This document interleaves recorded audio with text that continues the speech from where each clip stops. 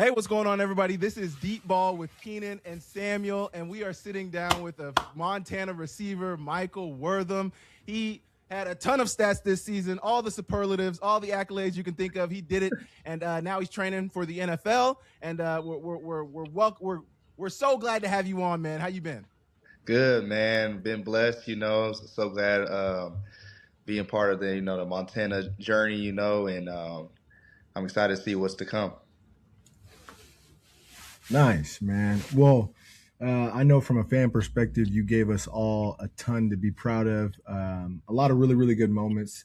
But just want to talk about, since the season ended, a lot of people don't get this perspective of the journey. But since the season has ended, like, kind of what have you been up to? Yeah, so I mean, immediately after the season ended, I had a few days, rest and try to get my body together for the FCS showcase that I went to, I believe, the fourth and through the sixth. So got to go there, talk to some scouts, get interviewed and stuff like that, and run some routes and some running back things, for the scouts as well on the national championship day, which I also what was part of the schedule was watching, you know, Montana State and Oh, Illinois State. So I was there live, man, and yeah, props to them, kudos to them, man. They won and they did their thing. So, but yeah, I mean, after that, man, I just straight. Training in the same place that the FCS showcase was. So, FCS showcase was at Vanderbilt, and so as y'all know, in Nashville, and so.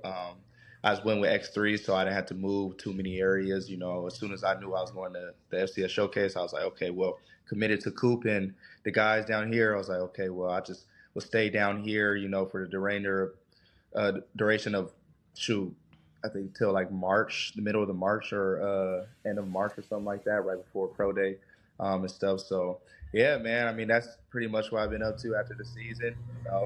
So just head down, just keep grinding each and every day.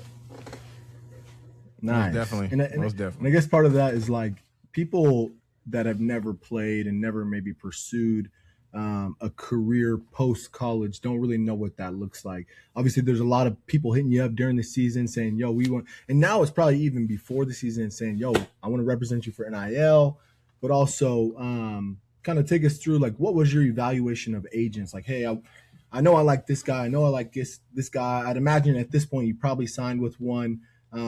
Kind of give us an inside of like what that was like for you.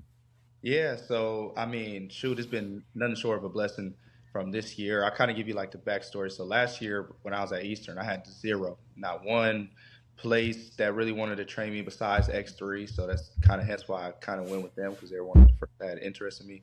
And then agents were literally zero. Didn't know where to find. Not one reached out. Not one followed. Couldn't What? even get in contact That's with crazy. anybody just prior to Montana. And it was just so hard. Like I Ah, just okay. didn't know. I was just so confused. So like I didn't know what to do, And so I was just my whole goal was just to play as good as I can. And man, shoot, I ever since before even the season started, I was getting hit up by plenty of agents. They're constantly following, texting me, and I mean it's kind of chaotic. It's kind of overwhelming for a little bit, but at the same time, like Yeah. it was amazing to kind of feel like that everybody has so much interest in me and believed in me. So I mean, yeah, I mean to give you kind of rundown, I mean you're gonna talk to them, especially if they like you a lot. You're gonna talk to them probably multiple times during maybe 1 month, Yep. especially throughout the year, and then throughout season they're always gonna check on you. I kind of limited to around four or five that I was kind of like, okay, throughout the season, I was like, okay, this 4 or 5, I'm just going to keep working on, keep seeing if they're going to build a relationship, keep seeing if they're going to text and all that stuff. And so, yeah, they constantly texted each and every week. They'll check in after every game and let me know how, or ask me how I feel and stuff like that. So it was constant communication. You're just interviewing, you know, the agent, you want to see if they really want to represent you, what they're about, if they are serious about you, and how many people that they're representing. So if you're gonna fall under that Yep. pool of players, that because they got so many, and so I just wanted somebody that was gonna focus on me, but at the same time, I wanted somebody that kind of had a little bit of pull as well, that was, Yes. Sure. not new to the game, they know what they're doing. They know exactly Yep. who they go to, Yep. who to get around, and not saying I need much help, but from my size, I need somebody that's going to be able to maneuver through all that stuff. I'm already going to be against the odds. They're going to want me to see me run a great 40 and do all that stuff as for everybody else in the world. But, especially being 5'8", they're looking for ways not to pay me. So I just wanted to pick an agent Yep. that kind of helped me in that aspect to where they could sell me in a different way. My film's going to stay my film, and my 40 and pro day is going to be my 40 and pro day. So I just wanted to make sure I chose somebody, and I ended up feeling like the best option for me is the guy I chose. I feel like he had that good mixture, and there was only three out of all the agents that contacted me. I believe three of them came to see me in person. And so, I mean, that's another thing that kind of had that stepping stone from over the other agents. I was like, okay, well, they're taking the time out of their day to really come all the way to Montana to meet me and meet Absolutely. my family and stuff like that. So I just found that very important. Then, you know, went from 4 to 5 to now 1 to 3. And I was just like, okay, Yeah. how are they talking? I trying to build a relationship. I'm trying to see, had interviews with, had my mom Yeah. and wife on a call, my dad on a call, just kind of interviewing, trying to see. I want to gauge different perspective. I value their opinion a lot, so I just wanted to see how Mm-hmm. they felt about the agent as well. So I'm not just kind of blind to it. I want to see if they could see something that I'm not seeing as well. So had them on a call Sure. with all of them, and the guy I chose, man, they were like, yeah, this guy knows what he's doing. They like some other guys too, but they were like, man, this guy's so like things he's offering, the things he's saying, this is true, and he showed me from I'm gonna give it away. One of the guys that went last year, he got drafted. So I just felt like that was just very important to me, that they liked Yeah. liked him, and then I liked him as well.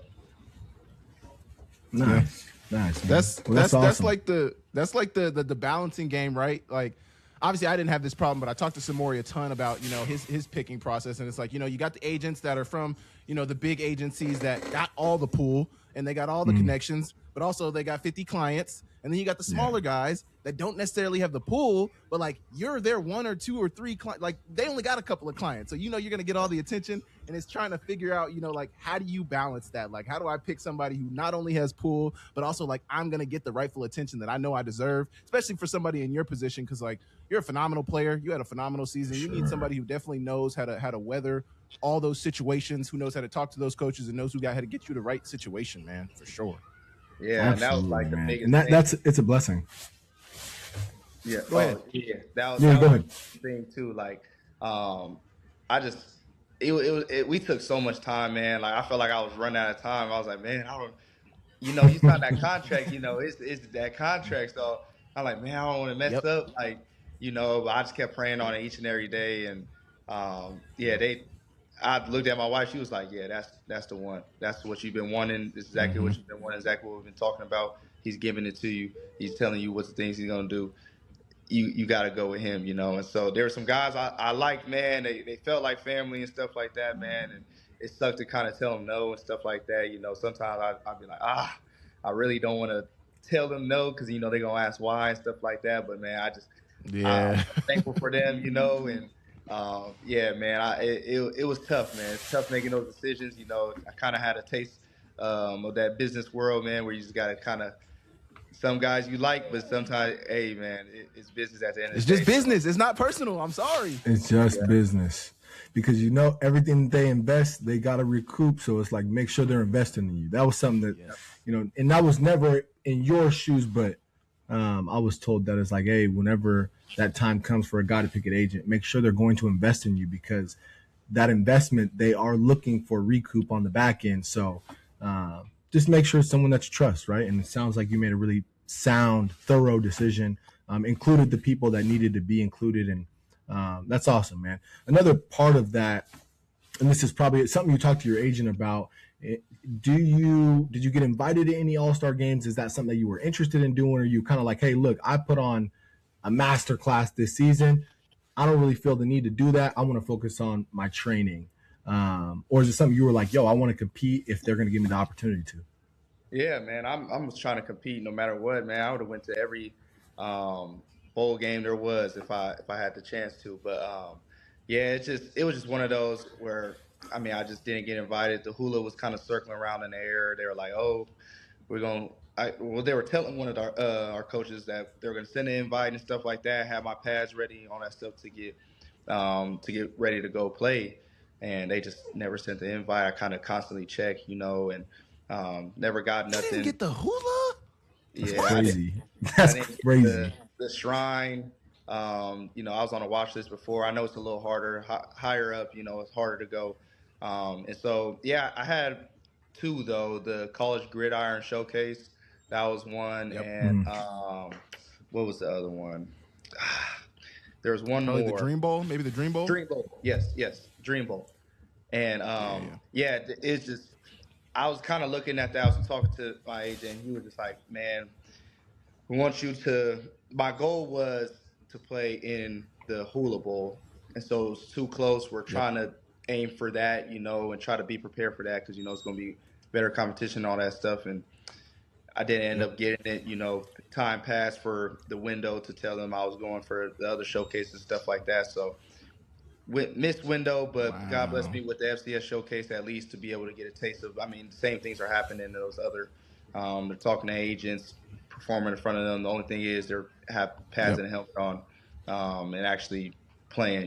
So yeah, it sucks, but everything happens for a reason, I believe. So honestly, still recovering from the shoulder and stuff like that. So maybe it was a good thing because I'm gonna go out Yeah. there and Yeah. compete either way, and so say I do die for a ball or some, just thinking about some Yep. things or running somebody, Yeah. say I injure it worse. Now I'm not really healthy for the pro day and whatnot. And that's the most important day. So, OTAs or the real stuff when a team actually wants to pick you up. yeah, Exactly. yeah. All right. So, are you done, Keenan? Were you done with that? Yeah, last yeah, I'm question? all done. Yeah, I'm all done. Yeah. So, what I wanted to ask you was, obviously, you came over from Eastern Washington. Kick returner, punt returner, Wildcat quarterback, receiver, whatever they needed at Eastern Washington. But you get to Montana, and you absolutely have a phenomenal season. What would you say this season was like for you? Like, what was it like to be that guy? What was it like to be the star, the guy that everybody's got circled on the game plan? Like, what was that like for you? What was that Man, experience like? I feel like it was just a dream come true. Like, no, I'm not even playing. Like, that's stuff that I've been Yeah. praying for to kind of be in that moment, be that guy that people count on, be that guy that people want to see play, and I've been told, about my play at Eastern, there's some fans and stuff out there, but obviously Eastern compared to Montana, it's a little different, and so, I mean, it's just, yeah, respectfully, and it's just like, Respectfully. it was so amazing to like every game, man, to be loved by so many people, to see my wife Yeah. be loved and my daughter be loved. People are like, "Oh my God," willing, Yeah. trying to see their outfits and stuff. Like, I mean, it spread more than just me. My family Yep. back home is texting in the chat and kind of going play by play, and celebrating my successes as well, and our team success as well. And so it was just so amazing, man. I mean, this literally the stuff I prayed for, and it was. I mean, we fell short, and obviously the national championship is Yep.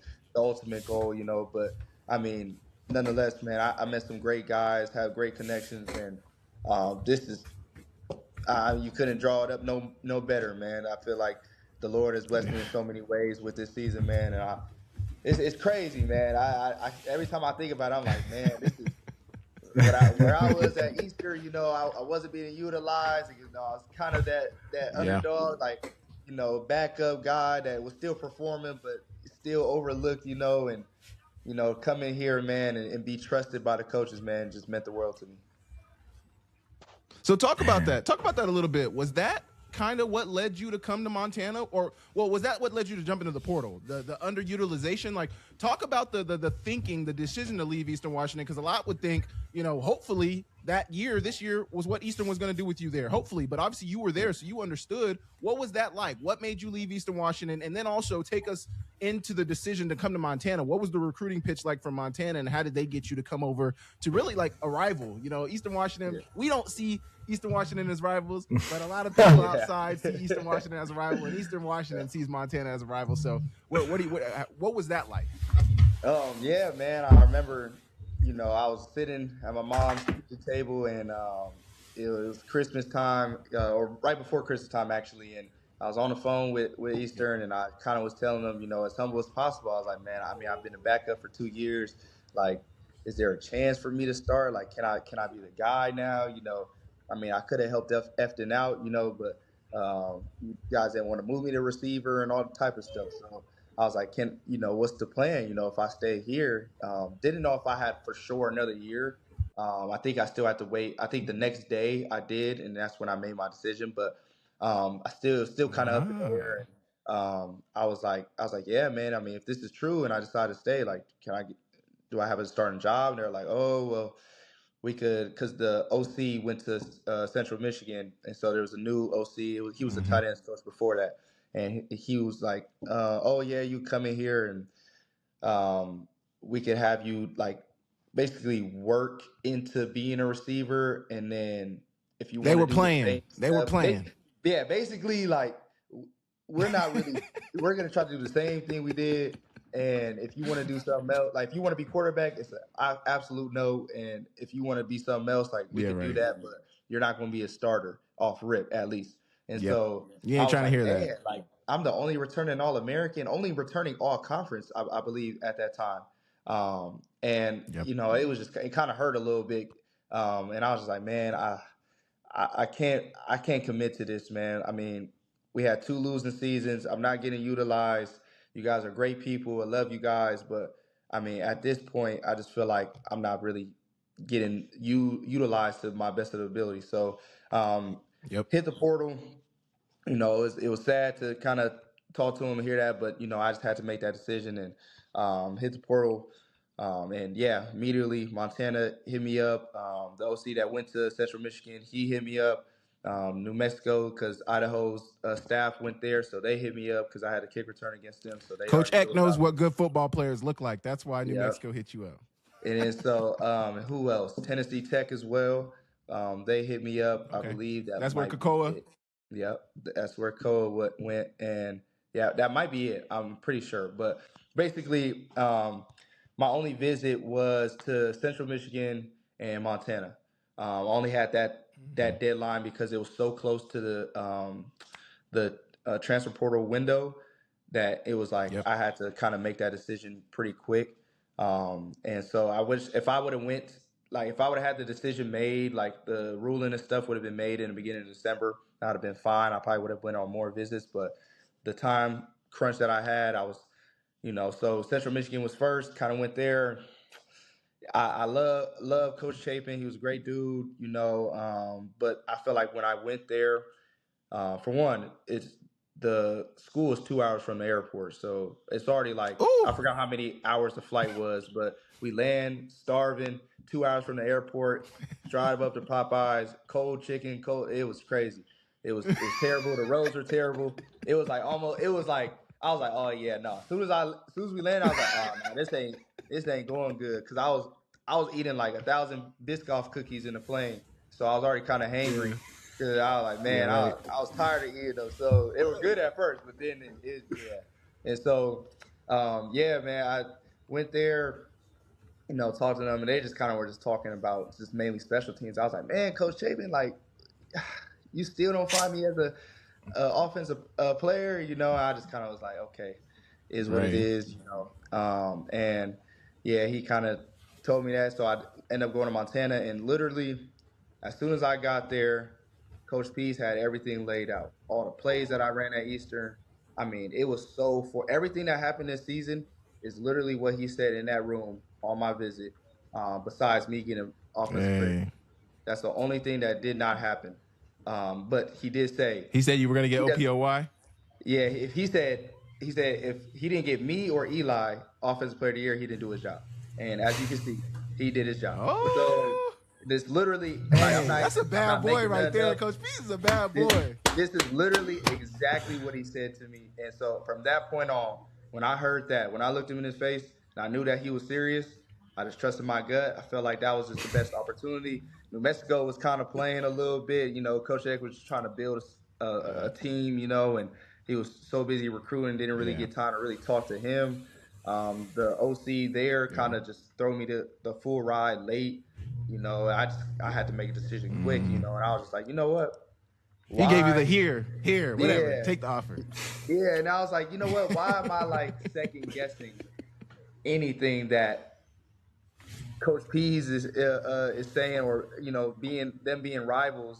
Like this is the things I wanted, and that's the same decision Yep. I made when deciding for an agent, So I just felt like he believed in me, and as y'all can see, man, it all worked out. That's so crazy. Here, I'll let you go after this, Keenan. I just want to say that's so crazy that Eastern Washington didn't believe in you. Your OC from Eastern Washington goes to Central Michigan. They don't believe that you at Central Michigan. New Mexico's trying to recruit you. They don't believe in you. The one coach that believed in you and said, hey, you come here, I'm going to do this, this, and that, and you're going to be this, and that. And just like that, you became an All-American, all-conference receiver, 1,200 yards. You might have led the conference in receiving yards. I can't remember, but oh my goodness, just a phenomenal season, man. Like, wow.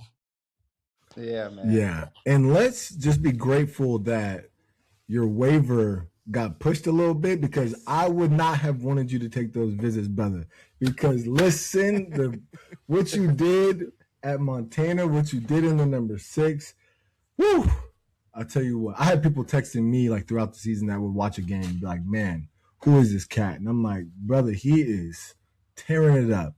And I think one part of that is like your experience playing quarterback. It appeared to like me and Sammy, right? We were receivers. We kind of know what it's like to be in sync with your quarterback. And it really did appear that you and Ayat like had really great chemistry despite not, having a lot of time together. What did you guys do in the summer and in the spring to kind of develop that relationship? Yeah, man. I mean, main thing they, getting together, running routes, going over plays. That was like the biggest thing what we do, and that's kind of what I try to do anywhere I go, or any new guy trying to incorporate them if I've been there for a while. I just find it very important to kind of get together with the guys, and learn from them. Especially if you're in a new place, they know more than you, so you're gonna have to learn from them. You're gonna have to see what they know, how to cheat the system, if they have any things that they're like, oh well, if you see this, you could know it from this and stuff like that. So I mean, that's mainly what we did. We constantly met up, and yeah, man, just kind of try to get the offense down as fast as possible. That's nice. amazing. We could tell. Yeah. You could definitely see that stuff. And also, we sat down with Coach Pease a couple days ago, but he talked about how he felt like Ayat got a little bit more comfortable as the season went on as well. And I think that's something that everybody kind of benefited from, was his kind of development. But what I wanted to ask you next was, obviously you were at Eastern Washington, and for whatever reason, coaches didn't believe in you. Whatever it was. But you obviously have improved, and you obviously had a phenomenal season. What do you think? What part of your game do you feel like took the biggest step forward this season? Because obviously you had to have improved, you had to have gotten better. Where do you think you saw the biggest improvement in your game this season? I'll say probably the adjustment to being a receiver. I mean, this is my first time being a receiver. Yeah. I only had 1 year at it. Every other year of my whole life since I was 5 years old has been running back or quarterback. Until I got to college, that's when all the other positions started happening. So it's like just being able to adjust into trying to learn a different position and just learn my stuff, kind of get into a fluent motion, while running routes. It's a little different, especially with different positions, and so it wasn't too hard, but there's obviously stuff like, breaking down, getting in and out of routes, trying to create separation, all that stuff, catching in traffic, and stuff that I had to work on and still have to, and so I just feel like that's the best thing, the best improvement that happened to me that I've seen, that I was like, man, I can't believe I did this, but that is kind of, shows that, whatever you put your mind to, you can do, so I'm proud of myself, for even accomplishing something like that. That's awesome, man. And it looks fluid. I'll tell you what, it looked fluid, and I hope NFL teams, understand that about your progression. Is like, hey, you're just now introducing yourself to this position. He's raw, man. So he's raw. You're raw.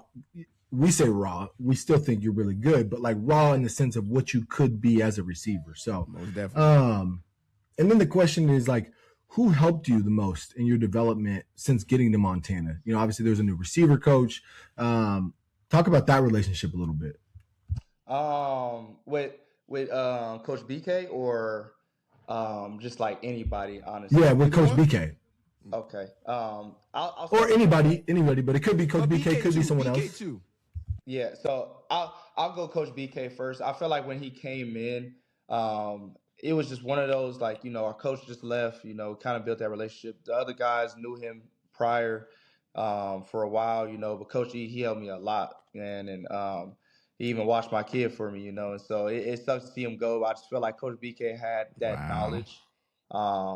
He had that factor of he knew how to bring receivers together. He knew how to win them over, especially where he's been, and so I just feel like he just came in there, believed in us off rip, try to get us together. I mean, we were already together, but taking us out to eat and going over plays. It's hard when you're trying to learn the system, especially all the plays that we have, like you guys know, all the plays that are always implemented and stuff like that. Like him trying to learn and him trying to teach us is kind of like, because he's learning himself too, so he can't really teach too much because he's still learning himself. So like he was willing to learn, willing to sit back, still find ways to teach us while he's learning, So I just feel like he's extremely, extremely great dude, and he helped us a lot throughout the season, and as the season progressed, he got better and better with the plays, trying to help us with different drills and stuff like that to help us be a better receiver. For everybody else, I feel like everybody else played a great part, in developing me and helping me throughout the season. But like I watched all the receivers, and I just feel like I want to give a testament to all those receivers because I learned a lot from them. The way they were running routes, the way how coaches were reacting when they were running routes or catching the ball or something like that. I was kind of trying to see what it is, how to be a receiver, and learning from different guys, man. I mean, that's how you're gonna do it, I'm not saying these are NFL guys, but these are guys that have been running routes for a while now, and so there's gonna be little things that they got that I don't have, and I just wanted to make sure I could try to put that in my game, and so I just give a good testament to all those guys, all the receiving corps, because they helped me a lot, more than they know. That's phenomenal. That's phenomenal. There have been a ton of successful football players who have worn the number 6. Receivers in particular: Jamal Jones, Keenan Curran, Keelan White, Justin Ford. He's a corner, but he Prince Ford's brother. He wore number 6 as well. How do you feel like you carried on the number 6 legacy at Montana? Great, man. I feel like, man, you list off some great names, obviously, I was wearing my Michael Wortham jersey. Couple games, I'd throw my Michael Wortham jersey on. You know what I'm saying? Yeah, man. I love, that's a family number of ours, man. So I hold that number with great pride, man. And I just enjoy all the moments, man. I was seeing the tweets, man. I was over there cracking up when Keelan was typing. You guys were typing as well. All this stuff, man. Those tweets are hilarious to me. But I love them, man. And yeah, man. I mean, the six is legendary, man. So anybody who wears that, they gotta have that mindset, And so I feel like anybody who else wears the next number, man, I hope they go out there and dominate, man. Show what the 6s can do. Yeah. They better. I'm gonna tell Stack you can't give it to a scrub now. All right, you cannot give it to a scrub now, Stack. Okay, it is elevated each time. I feel like, right? Yeah. I mean, obviously Jamal set the record for receiving, and then it was me, and then Keelan did really well, and then obviously you did it in so many different ways. But don't give it to a scrub now, Stack. Yeah. So one thing, Michael, I wanted to ask you about. Earlier on in the season, and obviously, like you guys don't get to, obviously I played for Coach Out, Keenan played for Coach Out. We know how it is. Like you don't get to really show your emotions and all that stuff, but he earlier on in the season, he commented on the celebrations. Was there ever a conversation had with you and the coaches about your celebrations, or was that comment at the press conference the only time that he ever made a comment about it? Yeah, I mean, he's mentioned it again. To me, just briefly though, nothing too crazy, and to the team as well. But at the end of the day, that's kind of like my play style. That's who I am. That's how I have fun in the game. Yes. I have to celebrate when I get into that end zone, man. And so I just kind of in the back of my head, I'm like, okay, I understand. I understand what he's talking about. You don't want to lose field position, or it's not going to lose us the game, but Yep. you just ways to be smart about it. So I just try to make it quick. Do my little dancey dance and get up out of there. So I kind of always have that clock in my head. As soon as I start to dance, I'm like, okay, I probably got like Yeah. 2 or 3 seconds, depending on what I do.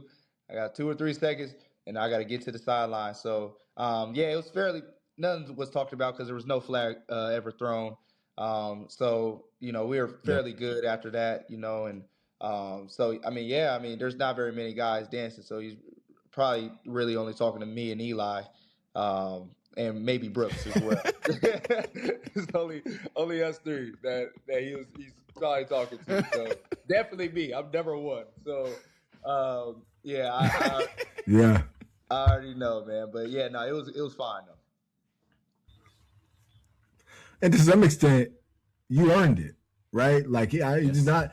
We know how can be, and I would say the past players are grateful for players like you that push him forward into forward thinking mentality where he is more open to things like that because he is an old school ball coach. But I think if you want to appeal to the new age player, you got to be all right with some of the new age things that come with it. And so, I loved it, right? I was probably dancing in my living room with you, dog. I was, doing a little jig, you know what I'm saying? So I love it, man. We absolutely love it. So the next thing is, this is something that I probably, sorry about that, is my dog, but so you're a father, right? Like you're married, you got a daughter. How have you been able to balance being a father while also being a student athlete who's chasing their dreams, and probably especially now in this period of your life where you're training? We both know that takes a lot out of you. It's a very big time commitment. So kind of just walk us through that a little bit.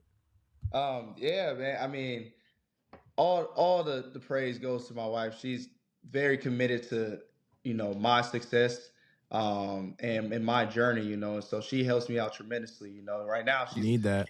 she's with the kid right now. And holding the house down. She's ready to pack up the house, and she'll be moving soon. And so it's just little stuff like that she's willing to take on. Willing to take on the dogs and the baby and move the house and all that stuff, just so I could be here and follow my dreams and work out and stuff like that. So, she's an amazing woman. She makes it 10 times easier than what it sounds like, and so all the praise goes to her. She makes it worth it. She makes it better, whatever the words I can describe, that's all the things she do, so. Yep. But like it honestly comes down to time management as well. Say you don't got somebody that's committed or so, man. Just come down to time management. Figure out different stages. You be able to manage, certain things. That your child is your child. That's the most important thing. So you gotta make sure they're straight always. Yep. And make sure your schoolwork's getting done and all that stuff. So it always could be harder. Some people got it a little worse. But I've been blessed to have it, the woman I got right now, that helped me out a lot. Amen. So Amen. one thing I wanted to ask you about, and you don't have to answer this if you don't want, but I want to know what that NIL is looking like, man. And you don't got to give us like specific numbers or anything like that, but like in the recruiting process out of the portal, were there NIL talked about when you got to Montana? I don't know, maybe they didn't want to spend any money on you when you got out of the portal, but did you end up getting any NIL? Like, what did the NIL situation look like for you at Montana? Yeah, it honestly, I was expecting way like crazier. I didn't get nothing offered that was like insane. Like nothing from New Mexico, nothing from Central Michigan. Like it was kind of just normal numbers, even from Montana, it wasn't nothing crazy. I mean, we fairly all get the same. I believe the NIL that they got now, the however much money that will be given out to players, I think this year or whatever, pretty soon actually. But us seniors didn't get that money. So if that money was for this year, I probably would have got All a right. little more. But missed that window, man. So honestly, it wasn't that much for me. It was fairly simple numbers, kind of full ride scholarship type numbers with a little extra money. Yeah. Nothing like that. I could just go buy AMG or something, and I'm cool. I'm still cooler than that. Like it wasn't nothing like that. Like some guys got it. Yeah. I'm still confused on how they got it. What's the talk of, like. So I got the same question as you, but for me, I didn't get none of that. It was just normal. It was normal money, enough to pay the rent, enough to eat, and we gone. And that's how much I Yeah. love Right. football. Though. So it is what it is. Yeah. Right. Mike, you're a better man than me. I'd have been knocking on Hawk's door about halfway through the season. Say, brother, you see what I'm doing? I need a couple of vouchers to the depot. I need something to Lolo Steakhouse, okay? Maybe pay my rent for a couple months, right? Look, Yes. because you was feeding families. You were feeding families out in Missoula. So good on you, man. Wanted to ask this question. Obviously you had a ton of really, really big moments this season, but one that particularly stands out for the fans is that Friday night showdown against Sac State. Being that you're from north of Sacramento and not getting the love from Sac State in your various recruiting journeys, take us through your feelings leading up to that game, and then after you dominated that game on primetime TV against the Hornets, like what were your feelings? Just take us through the emotion. Obviously, you had played them before at Eastern, but this is in a different capacity. They had the game plan specifically for you. So we just want kind of your thoughts on that week, and then maybe right after the game. Yeah, so I mean, obviously, I had them planned before we was even in spring ball. I already knew once I committed, seen the schedule. I already knew Oh yeah. exactly. So literally since February, I believe, is when I've been planning. We've been talking about Sac State the whole time. Like y'all know the story. Didn't get recruited by them 3 times. It was kind of frustrating. And so Yep. yeah, man. I mean, leading up to the week, man, I was so excited because I knew I had the opportunity. I knew I was going to get the ball more at Eastern Washington. Played them 2 years, well, yeah, 2024. And so we beat them, but I didn't play a lot, and at Eastern wasn't playing me that much, stuff like that. So I knew this was my redemption. I knew I had to perform. I had a lot of people out there, and I just had a lot to prove. Especially there were some guys on the coaching staff that coached me or knew me, and I still didn't get picked up after all the Yeah. stats and stuff that I did on their team or that they know. So it was stuff like that. It was so many different little motivations that was in my head. Obviously, winning the game is the ultimate goal, but I knew I had to show my talent. I knew we were on ESPN2 or whatever it was, and so I just knew it was so important to me. It was so important to my family. We all had the feeling that I was going to do good. I kind of had that feeling, but I feel like it's kind of like a jinx if I try to say like I'm doing good and stuff. So I kind of in my head, I'm like, nah, I'm probably Yeah. not gonna, And so I end up doing what I did, And so after the game, man, I mean, the joy I felt, I mean, there was obviously the guys that came up to me and was like, man, I'm sorry we didn't recruit you, whatever. All right, that's cool. But if we all would have Yeah. won Right. and I didn't do nothing, y'all wouldn't have been sorry. So it is what it is. Yeah. Still respect to those guys, but I mean, yeah, to see Cuevo perform after that and stuff like that, man, it was just so good, man, to see the family. We're all smiling and joking and stuff. Unfortunately, though, it wasn't too crazy. I mean, I still felt good, but my uncle had died a few weeks before that, so a few family members that were there, kind of trying to hug and love on them because I was there for them. They knew what I was doing, but that was another incentive, You're just right. kind of another motivation to go out there and win the game for them. So even though the thing recently happened, man, they were still there to support me, and so it just meant the world to me, and I just felt like I had to Yeah. pay them back. That's that, awesome, man. Yeah, and sorry about your loss. The second question I have, as I didn't perform like you did, but played against the University of Washington, which is close to my hometown, and I know Yeah, that was a tough game for us. But what we got beat down, Michael. We got beat down. Yeah, it was a tough game. Tough game. We don't really talk about that. But going back to Sac State, this is something that, like, if you're not a player, you don't really know what this is like. What was that ticket count for the game? And I know you had to be asking, other receivers, brother, I need your tickets this week because we going back to my hometown. Oh yeah. Oh man. The first time we played them when I was at Eastern Washington, I think I racked up like 50 tickets. I think so. And that was at Eastern. You were able to get 4 away. At Montana, it was only 2. So I think I was only able to get. Come on, Kent. I don't know how much.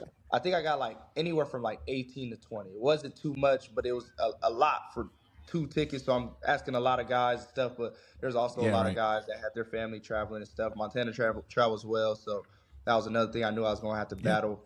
Like, because at Eastern, they don't really travel well, so you're getting a lot more tickets. Guys are like, oh, yeah, no, my family not coming, So, I got my tickets though, got a fair amount. I just told whoever that didn't get a ticket, like, hey man, I'm just trying to get the important people out the way, man. Let me get my grandparents, my aunts, mom, dad, and all that stuff.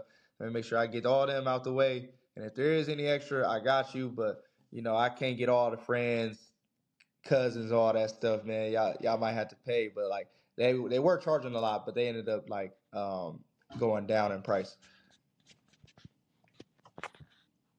Nice. Nah, yeah, that's awesome. So one thing I wanted to ask you is obviously Eastern Washington came to Missoula this year, and they kind of the quarterback. I want to talk about the quarterback, Jake Skackle. He's a redshirt freshman this year. Obviously, he probably was on scout team last year. Did you see anything from him last year that kind of led you to believe that he was going to be what we saw in Missoula this year? Yeah, I mean, the kid can sling it. He's one of my best friends, man. He's a great guy, and I mean, yeah, in practice, like before I left, I told him personally, I was like, hey, bro, like you're gonna be the guy here, like he's kind of in that politic type situation right now, to where he had a senior in front of him and another freshman or redshirt sophomore, whatever he is. Nate Bell had him in front of him as well, because he played a little bit when I was there. So, he was kind of fighting through that situation. But like, he's a great thrower. Not much of a scrambler, but like Duke, like he can literally throw the ball a lot, and great too, on the money. Yes. And so like I already seen that, and so I told our defense, I said, hey, just because he's playing, just because he's young, does not mean he is to be. Hey, he could throw the ball. I was trying to tell him that. They was like, okay. As you can see, they didn't. They found out that he could throw for 451 yards or whatever it was. So I mean, I tried to tell him, I tried to warn him, but I knew he was a great quarterback.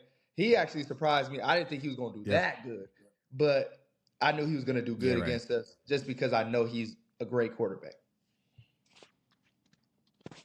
Yeah. Yeah. He had an elite game, man. Shout out to Jake. It almost got us nervous there at the end, and then he made a young mistake, right? Kind of just lost control of the ball, but it's all good. We hope he has success against everybody else except for the Grizz. He will have success. So who would you say, in this year, you guys, had some good games. Who would you say is the best defense or actually the best individual defender you faced in 2025? I hate that I think I know the answer and I really don't like it, but best defender would probably go to. I honestly haven't really met like a defender that I was like, oh man, like I can't get past him. A lot of the guys I was getting double teamed against, held or whatnot, they're still good athletes, and there were some times that I did not catch the ball when they were guarding me, but I just didn't feel that like, oh my God, like this dude is crazy. But I will he was at the showcase, and he's probably I think he's the only safety that called out my route and stood at my route when I was running it. I had a 10-yard out. I think the play was Niner or something like that, and I try to go out, he was already waiting for me, So that was 11. I forgot. I think his last name is Lewis, on North Dakota. What And school? North Dakota? North Dakota. Yeah. Ooh, that's Yeah. crazy. And so I think there's not a real answer for me, but I would just give it to him because I was also in the beginning when I was learning like the position of wide receiver, and he's just one of those guys that Yep. kind of gave me a little problem where I had to think a little bit when going against him, But the best defense, I mean, this is the only defense that we couldn't beat. So hey, it is what it is. I don't want to say their name. We don't even have to say it. We know. We know. Yeah, man. They had but along those lines, though, having now played in the rivalry twice, how would you? What are your thoughts about the Brawl of the Wild? Crazy, right? Yeah, insane. It's like the fans, the lead up to it, like what about all the emotions? Just tell us all about it, man. Yeah, man. I mean, shoot, you already know there's that clock up there, they get the countdown and stuff and so everybody's walking around, we're pacing around, can't wait, lead up to the game, guys. I mean, these are some guys obviously from Montana, so they're like showing me videos and just the history and stuff like that. So like you just learn a lot. You learn so much history. You learn how many times we have beat them down, how many times they'd have got us, and so it was great, man. I mean, the first time we played them, I felt like we were confident, but at the same time, we were very beat up. A lot of 11 games in a row, going undefeated, kind of takes a toll on the body, especially if your defense isn't really healthy and you're missing guys, man. I mean, that's the most important factor. Defense gonna win championships. And so I just felt like against that offense, they had great players. They had a great game plan. I just felt like if we stop them, we'll be fine. But they had our card the first time. And so I mean, it was still a crazy experience nonetheless. Seeing them hold the trophy, I was like, man, that's so crazy. That we should be holding that trophy. I'm mad because I only had one look at it. And that was when on my visit when we still had it before we gave it back to them. I seen it, and that it was like that little, y'all know what I'm talking about, where they put the little trophy, and we're not the little trophy, but they had it in that little corner or whatever. And looking at it, man, I'm just like, man, it sucks, man, but we gonna get them again. After we lost, Coach I was like, man, we want these boys again. If we get these chance, take that as a sign from God. And then, we get the chance again. Unfortunately, they did it again. Hard to beat a team twice. I said if they beat us twice, they will win the national championship, as they did, So, and like I said, kudos to them. Hats off to them. They did what they had to do. I mean, the fans are ruthless over there in Montana State. We pulled up and they was doing some crazy stuff outside of our bus. So it was insane. But it was great though. Just getting the experience, the Brawl of the Wild, man. Just knowing all the talk about it, all the hype about it, man. It's just so amazing. And shoot, I would love to play in a game like that again, but I'm never gonna get another chance at them. Is what it is. But next year, I hope our boys, man, they go and get them. Yep. Me too, man. Me too. I hate those guys. I'm not gonna say the F word, working on my language, but I hate those beep. Because those dudes I think they have the worst, and maybe they had good corners this year, but I will always say that their corners are buns. You mean you hate those effing guys? Because the way you just said it sounded like you were talking about another F word, but I just want to clarify. You hate those effing guys, right? That's right. Sorry, 21st century. Yes, yes, I hate those effing guys. So sorry. What? Like one thing that I could see. I coach young kids and obviously watch a lot of film, and scouts watch a ton of film.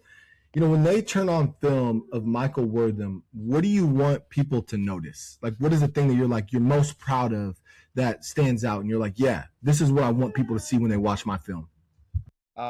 Versatility is definitely the main one. Like, I mean, yeah, that could be said for a lot of players, but honestly, if they knew that this was my first time playing receiver and the accolades that I've had from previous season in each position that I played, like I just want them to know that no matter what position you're going to put me at, I'm going to excel in that position and try my hardest and do whatever I need to do Yeah. to help the team win. You know, no matter if I do make this the team or the practice squad, whatever it is, I'm gonna be able to continue and push as hard as I can each and every day. You know, and like if I had to choose a position, you know, I obviously would have wanted to be a wide receiver, but I mean, I love special teams as well. I know the kickoff changes and stuff like that have been implemented in the NFL, but yeah, man, I mean, just versatility all the way. You know, I'm able to be anywhere and pick up anything. You know, I know the plays get a little more complex, it's faster in the NFL, but I'm ready for it, man. There's nothing a little studying can't do, and you know, I love to Facts. succeed and fail at the same time. That's the best way to learn for me personally. Yeah. So the last one I have for you here, I know we've been on for a minute. I want to be able to give you your time back. But what if a young receiver were watching this interview? What advice would you give them, or say or say there's well, just yeah. If a young receiver was watching this, what advice would you give them? Get with your quarterback for sure. You got to know, y'all got to be on the same page, especially if you want to be that guy, if you want to be the one he relies on. You got to be on the same page constantly. And get with your coaches as well. You want to build their trust as well. You know, you want to make sure they believe in you just as much as the quarterback does. You know, I mean, at least when I was at quarterback, you know, there are some guys that you look to, like, you know, that they're going to catch the ball. Certain guys, you're like, okay, he's a little iffy. But that coach and quarterback duo, you know, they get to talking a lot, especially with the OC, and so they got a lot of say in Yes. who plays, you know, and stuff like that. So just always be on time, catch everything as best as you can. You know, jog or run everywhere you need to be. Kind of be that leader. You know, you want to be the person that guys rely on all the time, and know that you're going to be the it factor. You know, and so yeah, just be that guy, man. Just stay down, pray, man. Keep your head up, man. And mistakes will happen. You will fail. Yep. You know, it's not all about what you do successfully. You know, it's how you come back from your failures. So, you know, they're always going to be watching stuff like that. So keep your head down, man. Keep grinding. Man. That part, man. Amen to that, man. That is awesome. You're built from the right cloth, man. I can hear it. I feel it. I can see it. Yeah. Absolutely. Appreciate it. Well, we want to thank you for jumping on with us, brother. We appreciate you. Absolutely. You're always welcome on Deep Ball with us to come and chop it Yeah. up. So after pro day, after you get signed, after you get drafted, whatever takes place, come back on and chat with us. Is there any last messages you wanted to send out there to any friends, family, anybody? You got the floor, man. Yeah, man. I just want to say I'm super thankful for Grizz Nation always. You guys are so dear to me and my family. I'm just so thankful, man. Each and every day, man. I'm gonna tell anybody that Montana is the place to go. You know, and a lot of people still doubt it. I'm out here. People act like how is Montana? You know, is there anything to do? And hey, I mean, I feel like as a city boy, I feel like it was the best experience to be away, to be near people that love the mountains, man, love hiking, love being around people, just being outdoorsy type people, So, like I said, I'm just super thankful for Grizz Nation, man, and I'll forever be rooting for you guys, man. And I hope you guys do the same. Thank you. Appreciate you, Absolutely, man. Yeah, thank you so much, bro. Well, this has been Deep Ball with Keenan and myself, and that was the Michael Wortham interview. Thank you so much, brother. Appreciate you. Absolutely. Appreciate you guys.